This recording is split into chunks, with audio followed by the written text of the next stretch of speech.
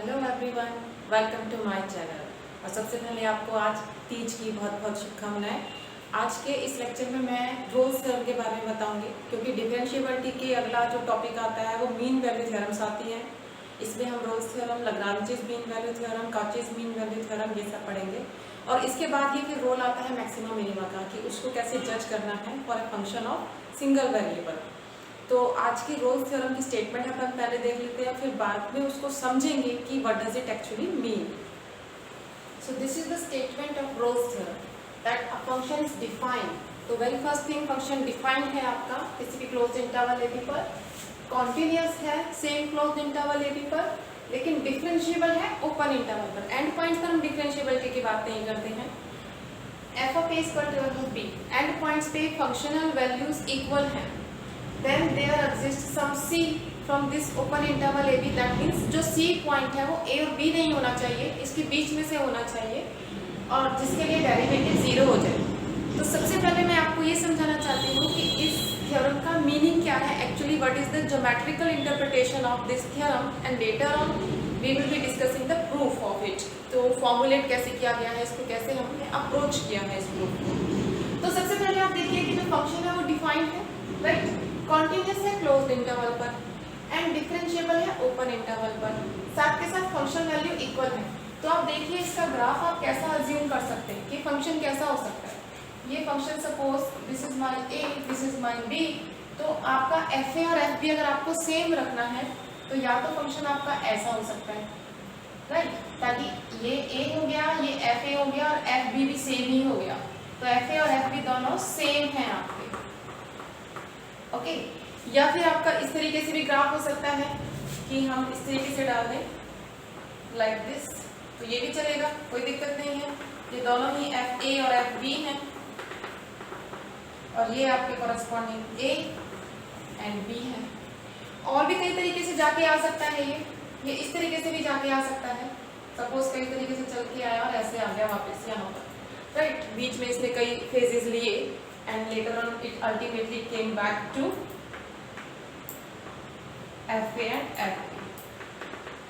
लेकिन ये ग्राफ ऐसा नहीं हो सकता, मतलब अगर आप सोचें कि like it should be like this, ये ऐसा नहीं हो सकता, क्योंकि यही सपोज A है, ये आपका B है, तो यहाँ से भी आप कह सकते हैं कि भाई FA और FB के इक्वल आ रहा है।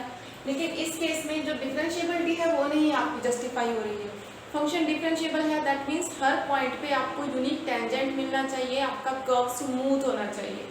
तो ये केस डिस्कार्ड करते हैं, और ये केस भी नहीं हो सकता आपका, this can also not be the case, because again अगर आप कहें हाँ जी एफ ए एफ बी तो इक्वल है ही, फंक्शन इस तरीके से आ रहा है, तो आप देखिए इस पॉइंट पर हम पहले बता चुके हैं, जो भी आपकी शार्प एच होती है उस पर फंक्शन डिफरेंशिएबल नहीं होता है। लेकिन यहाँ फंक्शन इंटरवल के हर बीच के पॉइंट पर डिफरेंशिएबल दे रखा है। तो जो पहली चीज आपने जज करी कि इन बिटवीन द इंटरवल जो फंक्शन का कर्व है वो स्मूथ कर्व है, और हर पॉइंट पे आप यूनिक टेंजेंट ड्रॉ कर सकते हैं, हर पॉइंट पे ऑफ द इंटरवल, ओके। अब इसने क्या कहा कि इस तरीके से जब हो जाता है तो ये मेरा बेस्ट सूटेड ग्राफ है, ये मुझे सबसे अच्छा जब रहा है, और भी है कई सारे, लेकिन मैं इसकी हेल्प से आपको एक्सप्लेन कर देती हूँ। तो then there exists some C in between the interval AB। तो इंटरवल AB के बीच में ही C पॉइंट है जिसके लिए डेरिवेटिव 0 है। अब derivative at the point C का क्या मतलब है, ये भी मैं आपको पहले प्रीवियस वीडियो लेक्चर में बता चुकी हूँ कि जो डेरिवेटिव होता है वो टेंजेंट एट द पॉइंट होता है। तो अगर आप C पॉइंट की बात कर रहे हो तो यहाँ पर suppose this is my C और ये हमारा टेंजेंट है, तो ये जो पॉइंट हो गया ये F डैश C हो गया। और आप देख सकते हैं क्योंकि tangent parallel to X axis है, और जो भी लाइन एक्स एक्सिस के पैरेलल होगी उसका स्लोप 0 ही होगा। तो आप समहाउ ये जज कर पाते हैं कि वो कर्व इस तरीके से ही होना चाहिए।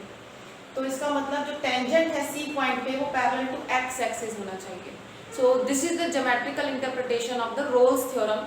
ये आपको in between the interval A B जब भी इस तरीके का ग्राफ है, कंटिन्यूअस है, डिफरेंशिएबल है, और एंड पॉइंट्स पे फंक्शन वैल्यू इक्वल है, तो आप एक ना एक पॉइंट पे फंक्शन आपका जो टेंजेंट होगा उस पॉइंट पे पैरेलल टू एक्स एक्सिस होगा।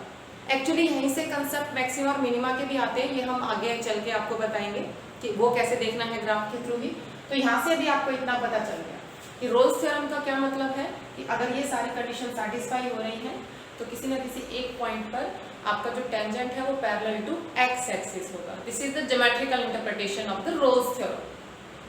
अब हम देख लेते हैं कि इसको अचीव कैसे करना है, how to move toward the proof of the theorem. Now coming toward the proof of the theorem, इस थ्योरम को हम प्रूफ कैसे करें। रोल्स थ्योरम का स्टेटमेंट मैंने रब कर दिया है, आपने उसको देख लिया हुआ है। अब हम उसके प्रूफ की तरफ चल रहे हैं। सो सबसे पहले आपको f is given to be continuous on closed interval a b। और ये हम कंटिन्यूअस फंक्शन की प्रॉपर्टीज जो है उसमें हम पीछे कर चुके हैं कि कोई भी फंक्शन अगर कॉन्टिन्यूअस है क्लोज्ड इंटरवल पे तो वो बाउंडेड होगा और अपनी बाउंड्स को अटेन भी करेगा। सो इसका मतलब f कैसा हो गया, f बाउंडेड हो गया, राइट। बाउंडेड हो गया तो let capital M be the least upper bound of f on closed interval a b, right, and small m be the GLB of f on closed interval a b। और ये भी हम पीछे पढ़ चुके हैं कि अपने बाउंड्स को अटेन करता है। ये अटेन करने का मतलब इंटरवल के किसी ना किसी पॉइंट पर इसकी वैल्यू इनके इक्वल हो जाएगी। So there exist some c and d belongs to closed interval a b such that कि f of c is equal to m and f of d is equal to m। ये हमने attainment use कर ली continuous function की जो properties हैं। Okay, now अगर ये तो m दोनों इक्वल हो जाते, अगर दोनों बाउंड्स इक्वल होती, that means I am talking about the constant function. Function अगर कांस्टेंट है तो इसका डेरिवेटिव हर पॉइंट पे 0 आ जाएगा और we have nothing to prove. तो एक तरीके से ये ट्रिवियल केस हो जाता। तो हम इसको छोड़ देते हैं, फिर हम दूसरा केस ले लेते हैं कि suppose m is not equal to m। तो अगर आपके लीस्ट अपर बाउंड और ग्रेटेस्ट लोअर बाउंड दोनों डिफरेंट हैं, राइट, सो और f ऑफ c m के इक्वल है, ओके, तो इसका मतलब जो f ऑफ c है वो m के इक्वल है, तो ये इन पॉइंट से जो f और f पॉइंट्स हैं इनसे डिफरेंट ही होगी, क्योंकि आपके पास कोई ना कोई ऐसा पॉइंट्स है जिसमें फंक्शनल वैल्यू चेंज हो रही है, मतलब आपके पास लीस्ट अपर बाउंड भी है, ग्रेटेस्ट लोअर बाउंड भी है। तो ये जो आपकी f ऑफ c है ये f a के इक्वल नहीं होगी जो कि f b के इक्वल है, राइट। तो पहले मैं सिर्फ f a की बात कर रही हूँ। So if I am saying f c is not equal to f a, what does it mean? a is not equal to c because the function was given to be well defined. Well defined in the sense कि अगर images आपकी different हैं तो points different ही होंगे। This is the property of well defined function. Similar lines पे अगर F C जो m के इक्वल है it will be not equal to F B, that means b is not equal to c also. इसका मतलब जो c point है वो क्लोज्ड इंटरवल से बिलोंग कर रहा था, तो एंड पॉइंट वाले कंसेप्ट तो हट गई, एंड पॉइंट्स के इक्वल नहीं है। दैट मीन्स जो c पॉइंट है आपका ये ओपन इंटरवल a b से बिलोंग कर रहा है। अच्छा, अब यहाँ पे मुझे ये पता है it is given to me that function is differentiable at every point in between the interval. So यहाँ से मैंने क्या कंक्लूड किया कि f is differentiable on c। अब हम इस डिफरेंशिएबिलिटी को यूज कर लेंगे। डिफरेंशिएबल है दैट मीन्स इसके left hand derivative right hand derivative दोनों एग्जिस्ट करेंगे। तो अभी उसको एक बार चेक कर लेते हैं। सो अगर मैं लेफ्ट हैंड डेरिवेटिव की बात करूँ, एट f प्लस c की बात करूँ लेफ्ट हैंड डेरिवेटिव की, तो वो आपका क्या हो जाएगा? It will be limit x tends to c negative f of x minus f of c upon x minus c।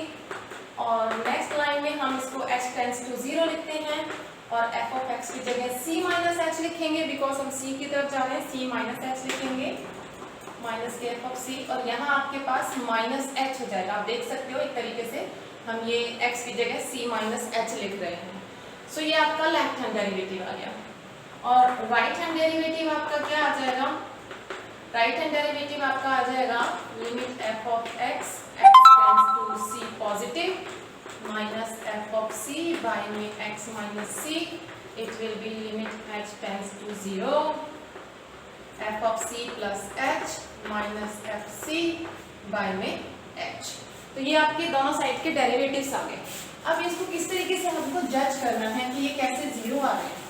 तो आप देखिए जो आपका f ऑफ c है जो कि कैपिटल M के इक्वल है, ये लीस्ट अपर बाउंड है फंक्शन f की। Least upper bound that means ये सबसे बड़ी वैल्यू है। बाकी और कोई भी फंक्शनल वैल्यू किसी भी पॉइंट पे आप लें तो वो इससे छोटी ही आएगी। तो चाहे तो मैं F of C minus H लिखूं, ये भी एफ सी से छोटी आएगी। चाहे मैं सी प्लस एच लिखूं, ये भी एफ सी से छोटी आएगी, बिकॉज एफ सी क्या है आपका, एफ सी आपका लीस्ट अपर बाउंड है, इसलिए। अब यहाँ देखिए, ये चीज अगर एफ सी से छोटी है, इसको मैं इसमें यूज करूं by one you can conclude C minus H F C से छोटा है। देखिए तो ये चीज आपकी क्या आ जाएगी, नेगेटिव आ जाएगी, राइट। और बाय में माइनस एच है तो नेगेटिव नेगेटिव पॉजिटिव हो जाके आपका ये पूरा चीज जो लेफ्ट हैंड डेरिवेटिव है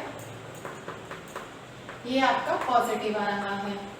और राइट हैंड डेरिवेटिव देखिए, ये चीज भी इससे छोटी है, राइट, तो ये नेगेटिव आएगी, नीचे कुछ भी नहीं है तो ये नेगेटिव ही रह जाएगी। सो जो राइट हैंड डेरिवेटिव है आपका सी पर ये लेस देन इक्वल टू 0 आ रहा है। लेकिन फंक्शन तो सी पॉइंट पर डिफरेंशिएबल है, differentiable in the sense left hand derivative right hand derivative दोनों इक्वल होने चाहिए। तो ओनली पॉसिबिलिटी आपके पास बचती है कि जो एफ डैश सी है वो 0 होना चाहिए। Left hand derivative right hand derivative सब दोनों इक्वल होने चाहिए और इक्वल टू 0 होने चाहिए। तो ये हमने न्यूमेरिकली इसको प्रूव कर लिया है, रोल्स थ्योरम का स्टेटमेंट जो हमने लिखा था, और ग्राफिकली भी हमने इसका मतलब समझ लिया है। तो ये वीडियो आपको कैसा लगा? अगर आपको अच्छा लगा तो आप लाइक करें, कोई भी क्वेश्चन है इसके रिगार्डिंग आप कमेंट करके पूछ सकते हैं, और मेरे चैनल को सब्सक्राइब करें और बेल आइकन को भी प्रेस करें ताकि आपको डेली लेटेस्ट अपडेट्स मिलती रहे। Thank you.